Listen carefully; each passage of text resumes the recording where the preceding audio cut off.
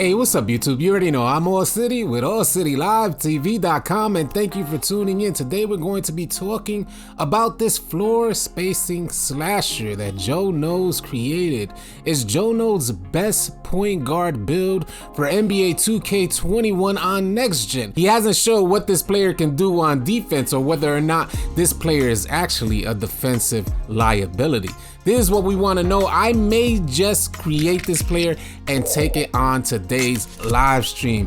I would love for you guys to stop on by our live stream. If you're new to the channel, please consider liking and subbing up. We're going to kind of break down what we see because he tried something very interesting, and I want to share that with you guys. Whether or not you need the perimeter defense attribute, and if that's actually helping or breaking your players out there.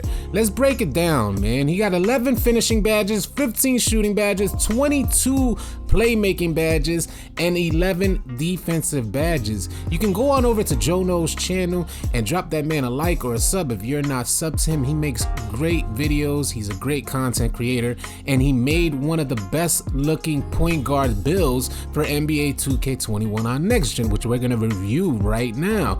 He has an 89 layup with a 95 driving dunk. Plus 4 gets you 99 driving dunk.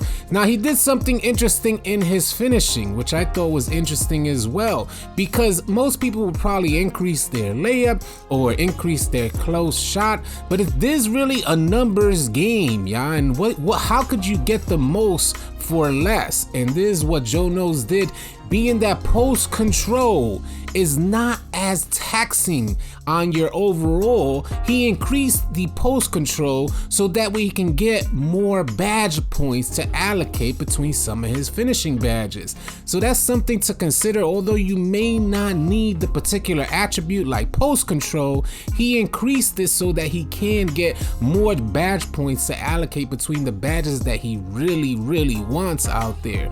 So that's something to consider. The same with his shooting badges. He increased his free throw instead of increasing the mid-range. I gotta tell you, from my experience playing the game so far, I don't really take mid-ranges. Furthermore, mid-ranges seem way more difficult to finish off than three-point shots. And I'm talking about even at extended ranges. If you have that range extender on, then you're shooting way better from deeper ranges than you would shoot from a mid-range. So 80 mid-range I think is really good, fairly decent, and a 95 three-point shot. And he increased this free throw, which is good because when you get out to the rec center or something like that, you get fouled out there, you're in a fast break, you're gonna need that free throw to knock them down. And it seems like you're getting more free throw opportunities this year for NBA 2K21 on Next Gen. 22 playmaking badges to tout. He increased his pass accuracy. If you guys are not familiar with the bullet passer badge, you may want to consider getting that bullet passer badge because it increases the speed of your pass, and that creates better opportunities for shooters out there. All too often, people with low pass accuracy are trying to pass the ball off. It takes forever to get to the shooter. It only puts more pressure on your shooters to make a shot in transition. So you want to get that bullet passer on, which is what pass accuracy will allow you. He has ball handle at a 92 and speed with ball at a 95. Let's go over the physicals. Before we go over defense, I want to go over the physicals. 95 speed, 95 acceleration, plus 4 at 99 gets you a 99 speed, a 99 acceleration. You got to keep that in mind when you're considering what Joe Knows did for his defensive attributes and able to get 11 badge points. Now, being that he has, verticals at 76, staminas at 95, but the key aspects of his physicals are a 95 speed with a 95 acceleration. And this is what determined how he would allocate his defensive attributes. Now, he brought his steal all the way up to 95, which was really good. It wasn't as taxing. Prior to increasing my defensive attributes, my overall was already at a 92. So we have very little to work with at 92 overall to get from 92 to 95, where you max out.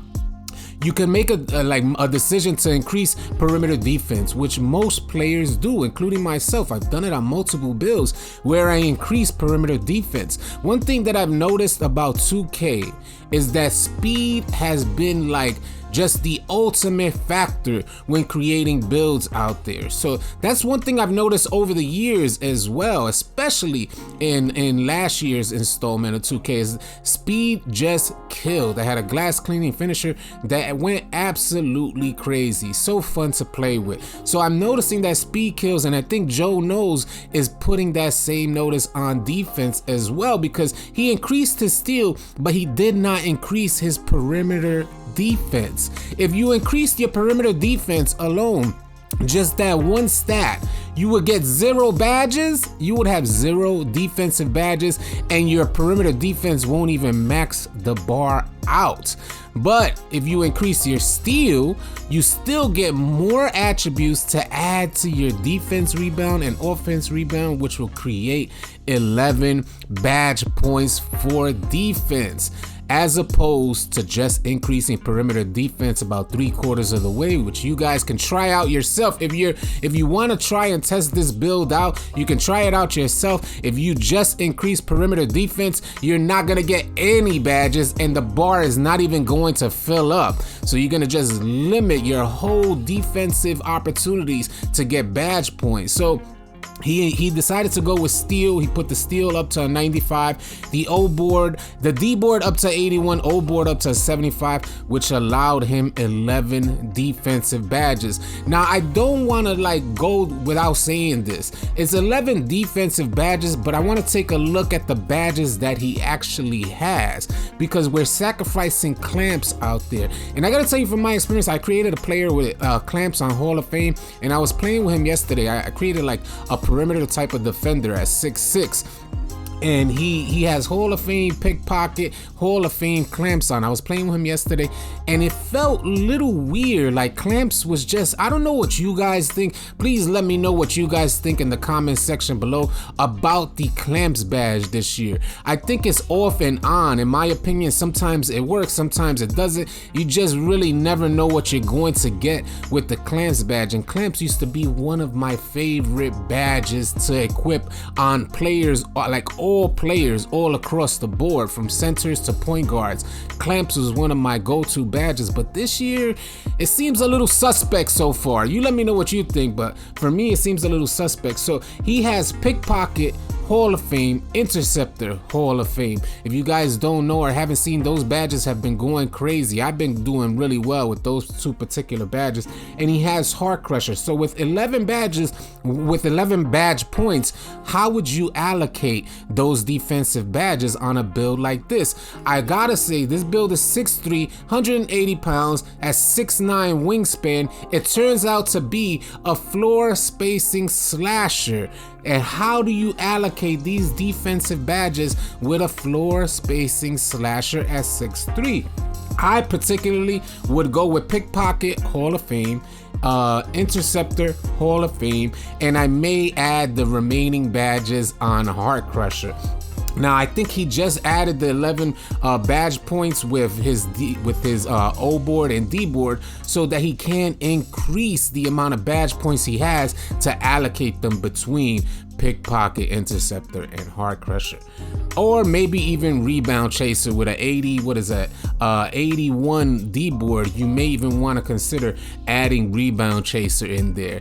Well, you guys let me know what you think about this. Is perimeter defense actually that necessary? Because he did not increase his perimeter defense, because he has a 95 speed and a 95 acceleration, which will allow him to catch up to his opponent. Whenever he's playing defense, he will be able to stay close to his opponent and give him a 50 to 60 shot contest. So that's because of his high amount of speed. He's considered letting go of perimeter defense. What do you guys think about perimeter defense? Let me know in the comment section below. I personally think that it's a iffy. It's like, it's a chancy type of thing you're making out there. And I'm willing to take that risk. I may even consider making this build and taking it to our live stream to see how it works out. I'm interested. I know Joe Knows is going absolutely bonkers out there with this build, but he only showed the offensive side of what this player can do. He hasn't showed what this player can do on defense, or whether or not this player is actually a defensive liability. This is what we want to know. I may just create this player and take it on today's live stream. I would love for you guys to stop on by our live stream. If you're new to the channel, please consider liking and subbing up, as we're gonna have a ton of NBA 2K21 content coming your way. Catch you on the next video.